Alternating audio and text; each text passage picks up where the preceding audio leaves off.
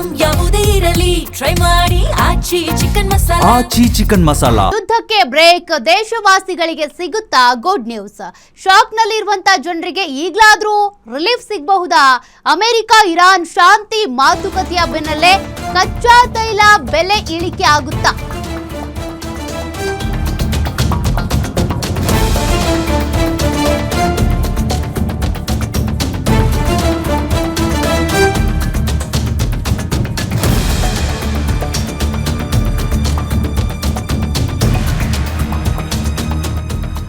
ಸದ್ಯ ಕಚ್ಚಾ ತೈಲ ಬೆಲೆಯಲ್ಲಿ ಇಳಿಕೆ ಕಂಡು ಬಂದಿರೋದು ಗೊತ್ತಾಗ್ತಾ ಇದೆ. ಪೆಟ್ರೋಲಿಯಂ ಕಚ್ಚಾ ತೈಲ ಬೆಲೆಯಲ್ಲಿ ಶೇಕಡ 4.89% ಕುಸಿತ ಆಗಿದೆ.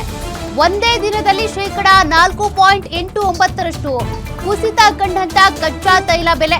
ಸದ್ಯ ಪ್ರತಿ ಬ್ಯಾರೆಲ್ ಕಚ್ಚಾ ತೈಲ ದರ 80.73 ಅಮೆರಿಕನ್ ಡಾಲರ್ಗೆ ಇಳಿಕೆ ಆಗಿದೆ. ಹಾರ್ಮುಜ್ ಜಲಸಂಧಿ ಮುಕ್ತವಾಗಿರುವ ಹಿನ್ನೆಲೆ ಸಾಗಣೆ ಸುಲಭ.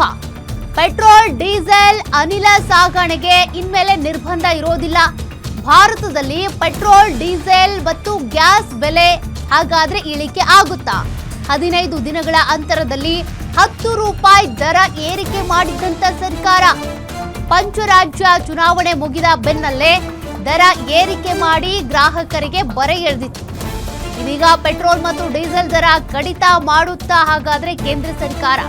ಕಚ್ಚಾ ತೈಲದ ದರ ಈಗ ಸದ್ಯಕ್ಕಿಷ್ಟು ಇಳಿಕೆ ಆಗಿದೆ. 4.89%, 80.73 ಅಮೆರಿಕನ್ ಡಾಲರ್, ಅಂದ್ರೆ ಒಂದು ಬ್ಯಾರಲ್ಗೆ ಇಷ್ಟಿರೋದು.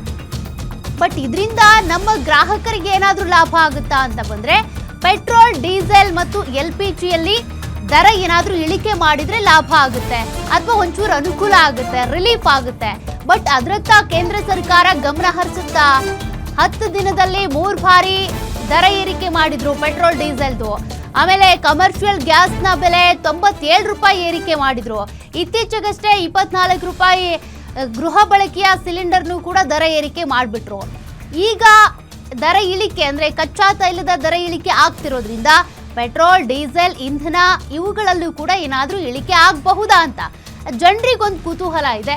ಇಳಿಕೆ ಆದ್ರೆ ಒಳ್ಳೇದು, ಬಟ್ ಆಗುತ್ತಾ ಇಲ್ವಾ ಗೊತ್ತಿಲ್ಲ. ಕೇಂದ್ರ ಸರ್ಕಾರ ಇದ್ರತ್ತ ಗಮನ ಹರಿಸುತ್ತಾ ಇಲ್ಲ ಅಂತ.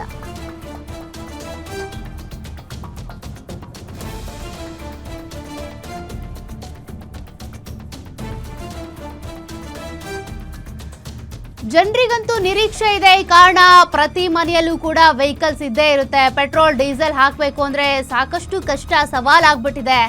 ಸ್ಯಾಲರಿ ಸ್ಕೇಲ್ ಕಮ್ಮಿ, ಬಟ್ ಪೆಟ್ರೋಲ್, ಡೀಸೆಲ್, ಇಂಧನ, LPG ಎಲ್ಲವೂ ಕೂಡ ರೇಟ್ ಜಾಸ್ತಿ ಆಗ್ತಾ ಇದೆ.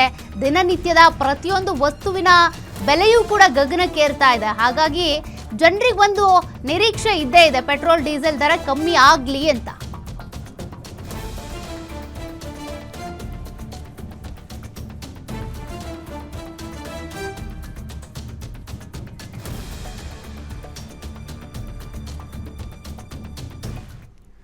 ಮತ್ತಷ್ಟು ಡೀಟೇಲ್ಸ್ ಕೊಡ್ತಾರೆ ಡಿಜಿಟಲ್ ಎಡಿಟರ್ ದಿಲೀಪ್. ಈಗ ಅಮೆರಿಕ ಇರಾನ್ ಶಾಂತಿ ಒಪ್ಪಂದದ ನಂತರ ಕಚ್ಚಾ ತೈಲದಲ್ಲಿ ಒಂದಷ್ಟು ಇಳಿಕೆ ಆಗಿದೆ. ಇದರಿಂದಾಗಿ ಪೆಟ್ರೋಲ್, ಡೀಸೆಲ್ ಮತ್ತೆ LPG ದರದಲ್ಲಿ ಏನಾದರೂ ಇಳಿಕೆ ಆಗಬಹುದಾ? ಆ ಸಾಧ್ಯತೆಗಳು ಇದೆಯಾ ಅಂತ? ಸೌಖ್ಯ, ನಿನ್ನೆ ಏನು ಭಾರತ ಮತ್ತು ಹಲವು ದೇಶಗಳಿಗೆ ಒಂದು ರೀತಿಯಾದಂಥ ಸಮಾಧಾನಕರ ಸಂಗತಿ ಸಿಕ್ಕಿದ್ದೇನೆಂದರೆ, ಅಮೆರಿಕ ಮತ್ತು ಇರಾನ್ ನಡುವೆ ಏನೊಂದು ಫೆಬ್ರವರಿ 27ರಿಂದ ನಡೀತಾ ಇತ್ತು ಯುದ್ಧ. ಆ ಯುದ್ಧಕ್ಕೆ ಈಗೊಂದು ಕದನ ವಿರಾಮ ಆಗಿದೆ. ಜೊತೆಗೆ ಒಂದು ಶಾಂತಿ ಮಾತುಕತೆಯ ಪ್ರಕ್ರಿಯೆ ಆರಂಭವಾಗಿದೆ ಅನ್ನೋದು. ಈ ಶಾಂತಿ ಮಾತುಕತೆ ಪ್ರಕ್ರಿಯೆ ಆರಂಭ ಆದ ಕೂಡಲೇ ಮೊದಲಿಗೆ ಹರ್ಮುಜ್ ಜಲಸಂಧಿ ಏನಿತ್ತು, ಇಷ್ಟು ದಿನ ಆ ಹರ್ಮುಜ್ ಜಲಸಂಧಿಯನ್ನು ಬಂದ್ ಮಾಡಿತ್ತು ಇರಾನ್, ಅದನ್ನು ಮುಕ್ತಗೊಳಿಸಿದೆ. ಜೊತೆಯಲ್ಲೇ ಅಮೆರಿಕ ಏನು ದಿಗ್ಬಂಧನ ಏರಿತ್ತು ಹರ್ಮುಜ್ ಜಲಸಂಧಿ ಬಳಿ, ಆ ಒಂದು ಜಲ ದಿಗ್ಬಂಧನವನ್ನು ಕೂಡ ನಿರ್ಬಂಧ ಮಾಡಿದೆ. ಇದೀಗ ಹರ್ಮುಜ್ ಜಲಸಂಧಿ ಯುದ್ಧಕ್ಕೂ ಮೊದಲು ಅಂದರೆ ಫೆಬ್ರವರಿ 27ಕ್ಕೆ ಮೊದಲು ಹೆಂಗಿತ್ತೋ ಅದೇ ರೀತಿ ಯಥಾಸ್ಥಿತಿಗೆ ಬಂದಿದೆ. ಆದರೆ ಏನೊಂದು ಫೆಬ್ರವರಿ 27ಕ್ಕೆ ಮೊದಲು ಪೆಟ್ರೋಲಿಯಂ ಕಚ್ಚಾ ತೈಲದ ಬೆಲೆ ಪ್ರತಿ ಬ್ಯಾರಲ್ಗೆ 60ರಿಂದ 65 ಡಾಲರ್ನಷ್ಟು ಇತ್ತು. ಆದರೆ ಇದೀಗ ಸದ್ಯ $80ಗೆ ಇಳಿಕೆ ಕಂಡಿದೆ. ಅಂದರೆ ಸರಿಸುಮಾರು $120, $130 ಏರಿಕೆ ಕಂಡಿತ್ತು ಪ್ರತಿ ಬ್ಯಾರಲ್ ಕಚ್ಚಾ ತೈಲದ ಬೆಲೆ. ಇದೀಗ ಆ ದರ $80ಗೆ ಇಳಿಕೆ ಕಂಡಿದೆ. ಮುಂದಿನ ದಿನಗಳಲ್ಲಿ ಈ ಕಚ್ಚಾ ತೈಲ ಬೆಲೆ ಇನ್ನಷ್ಟು ಇಳಿಕೆ ಕಾಣುವಂಥ ಸಾಧ್ಯತೆಗಳು ಕೂಡ ಇದೆ. ಈ ಹಂತದಲ್ಲಿ ಕೇಂದ್ರ ಸರ್ಕಾರ ನಮ್ಮ ಭಾರತದಲ್ಲಿ ಪೆಟ್ರೋಲ್, ಡೀಸೆಲ್ ಮತ್ತು LPG ಸಿಲಿಂಡರ್ಗಳ ದರ ಇಳಿಕೆಯನ್ನು ಮಾಡುತ್ತಾ ಅನ್ನೋದು ಸದ್ಯ ಜನರಿಗೆ ಮನಸ್ಸಲ್ಲಿರುವಂಥ ಪ್ರಶ್ನೆ. ಯಾಕೆಂದರೆ ಯಾವಾಗ ಅಂತಾರಾಷ್ಟ್ರೀಯ ತೈಲ ಮಾರುಕಟ್ಟೆಯಲ್ಲಿ ತೈಲ ಬೆಲೆ ಏರಿಕೆ ಆಯಿತೋ ಆಗ ಏಕಾಏಕಿ ಭಾರತದಲ್ಲಿ ತೈಲ ಬೆಲೆ ಏರಿಕೆಯನ್ನು ಮಾಡಲಿಲ್ಲ.